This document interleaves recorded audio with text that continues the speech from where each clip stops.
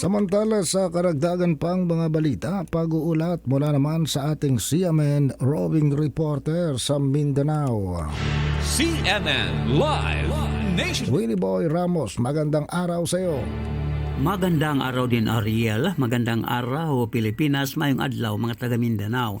Naaresto sa mga otoridad ang finance officer ng Dawla Islamia habang nakaupo sa Cotabato City Airport sa Barangay Awang, bayan ng Datulin, Sinsuat, Maguindanao del Norte. Kinilala ang suspect na si Jasmea Kamsa Ibrahim na taga Sitio Nakon, Barangay Kapaya, bayan ng Bagong Bayan, Sultan Kudarat Province, Region 12.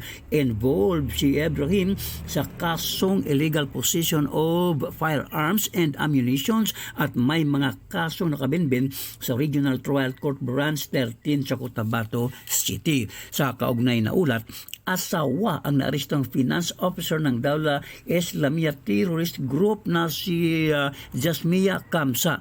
Asawa ito ni Abu Sopain, ang prime suspect sa Cotabato South Seas bombing taong 2018.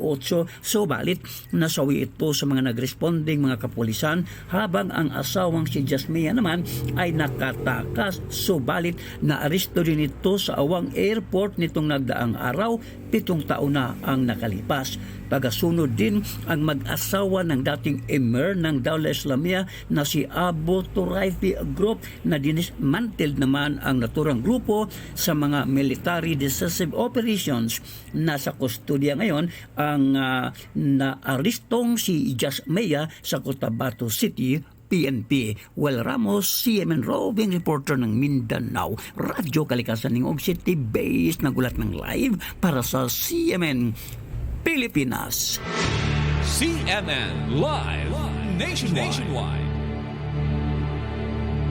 Maraming salamat, Willie Boy Ramos, ang ating CMN roving reporter sa Mindanao. Samantala, sa karagdagan